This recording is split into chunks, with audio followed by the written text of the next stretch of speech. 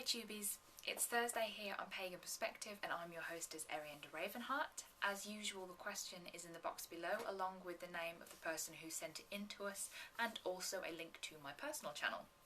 This week we are discussing something completely different. We are talking about growing out hair or facial hair for religious reasons, and the exact question is actually asking for our opinions on the topic. So it's quite hard for me to have an opinion on the topic when it isn't something that I personally practice. And to be honest, it doesn't really concern me at all. So, you know, it's not really something that I've ever thought about enough to warrant having my own opinion on. So it's quite a tough one to sort of be able to explain to you. But one thing I'm not going to be doing, which is going to hopefully keep this video short, is I'm not going to be explaining to you about different faiths, why they grow their hair out or why they don't grow their hair out, because that's something that you can look up for yourselves and it isn't part of the question. It's literally just about our opinions on the topic. So I thought I would try and do a sort of spin on it to enable myself to come up with some kind of opinion.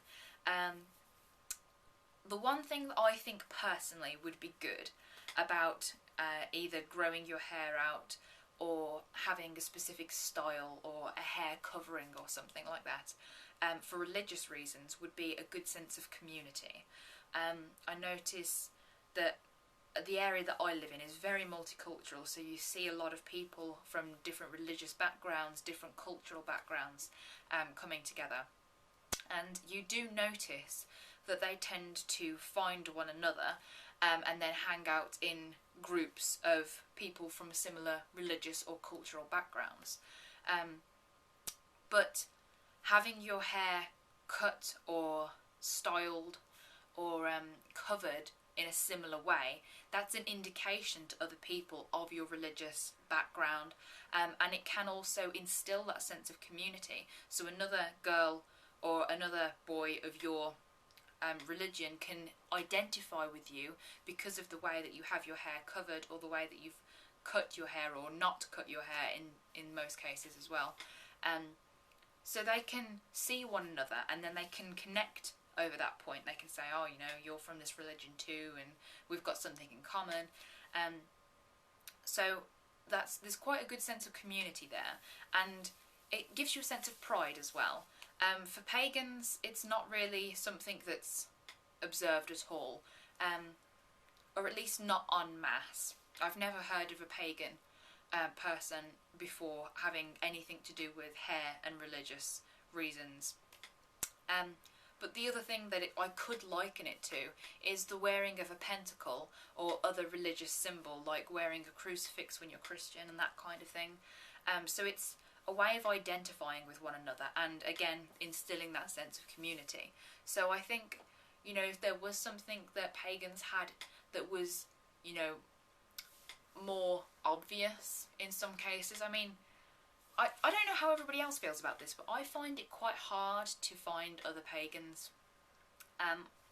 It's obviously it's not a hugely noticed religion at all, but I do find it harder to find other pagan people, and when I do, I don't really want to walk up to them and say, I have a sneaking suspicion you're a pagan, would you like to hang out sometime?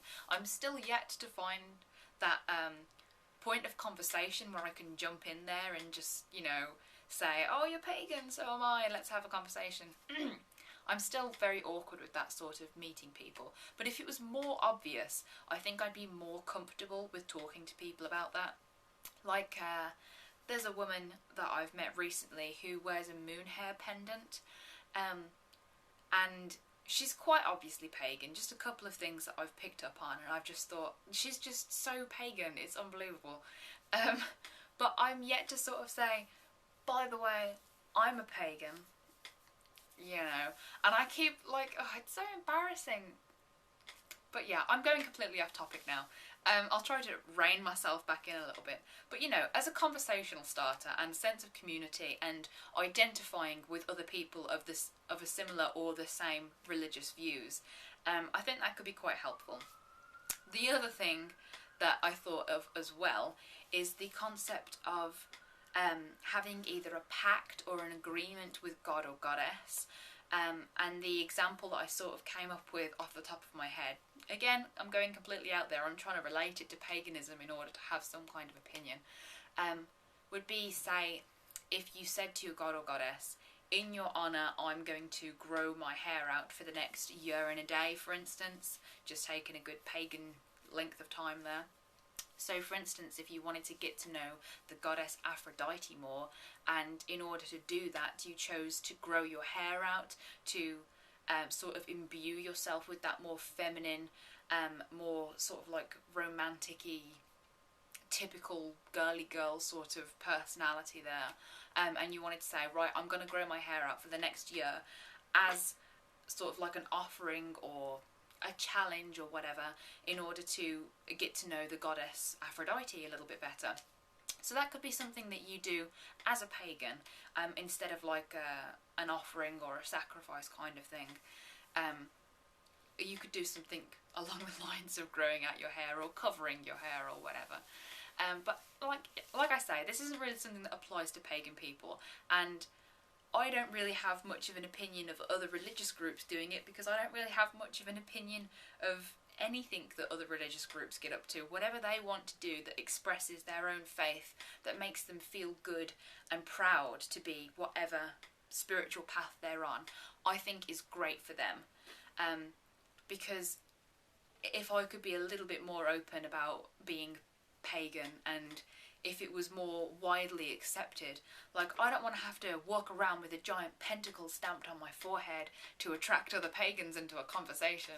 But, you know, the only other thing that you can do is hang around metaphysical stores and wait for awkward questions to be asked from passers-by, which is about the only way that I've actually been able to start conversations with other pagan people.